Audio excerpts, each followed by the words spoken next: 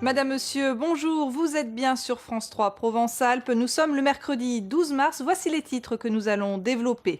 Les couleurs d'affiches maillon indispensables à toute campagne électorale. Une de nos équipes a suivi des militants UMP et socialistes hier à Marseille. Un score à peine croyable, 9-0 pour les hockeyeurs de Briançon. Les Diables Rouges ont écrasé Dijon hier soir lors du premier match des demi-finales du championnat de France. Des bronzes antiques et marocains de toute beauté au musée des civilisations de l'Europe et de la Méditerranée à Marseille. Démarrage aujourd'hui de l'exposition temporaire Les Splendeurs de Volubilis. Tout d'abord, dans l'actualité judiciaire, premier jour d'audience d'un procès sur fond de trafic de drogue au tribunal correctionnel de Toulon.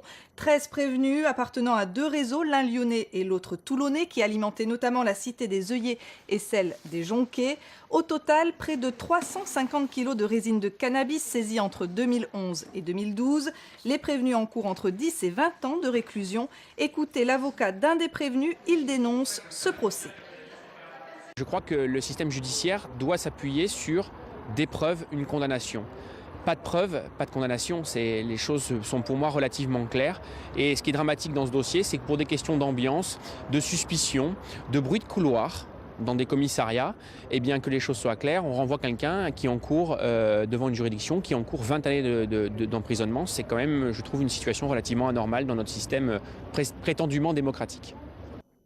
Pour ouvrir notre page municipale, pas de candidat dans le reportage à suivre, si ce n'est sur les affiches collées par des militants PS et UMP. Marc Civalero et Sylvie Garat les ont suivis hier à Marseille. Nous sommes dans le premier secteur de Marseille, dans les 7e et 1er arrondissements de la ville.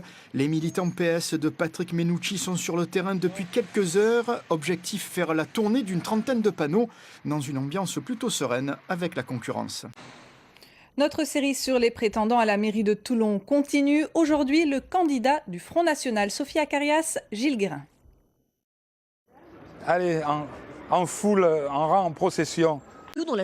Toutes nos excuses, vous voyez que c'est un reportage qui concerne Robert Alfonsi, le candidat socialiste de Toulon. Nous reviendrons sur le candidat FN dans quelques instants. Tout d'abord, la ville de Bolène dans le Vaucluse. 4 listes, c'est moins qu'en 2008. Philippe Fabrègue et Olivier Ducrot-Renaudin font le point. À l'image de la célèbre statue du sculpteur bolénois Félix Charpentier, la bataille des municipales à Bolène s'annonce âpre et disputée.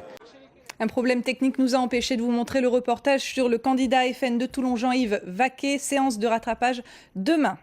Découverte à présent d'une invention régionale, médaille d'or du concours Lépine au niveau européen. Un catamaran photovoltaïque sera présenté à partir de samedi à La Ciotat à l'occasion du salon Les Nauticales. Laure Bolmont, Ludovic Moreau.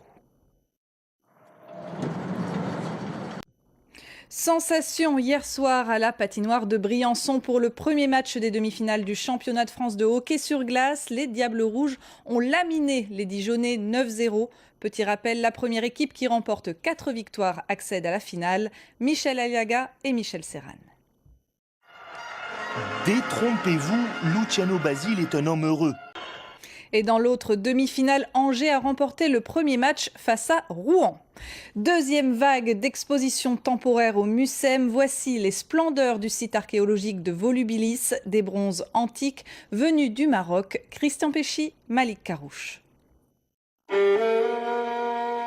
L'expression a traversé les siècles. C'est celle mélancolique du roi Juba II, qui régna 25 ans avant et 23 ans après Jésus-Christ sur une grande partie de l'Afrique du Nord.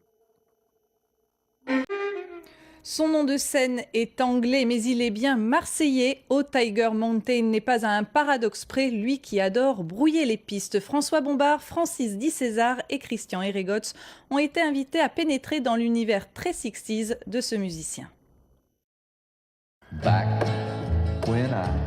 Entrevue matinale dans un petit appartement du 4e arrondissement de Marseille. Un rappel d'une des informations traitées dans ce journal. Premier jour d'audience d'un procès sur fond de trafic de drogue au tribunal correctionnel de Toulon.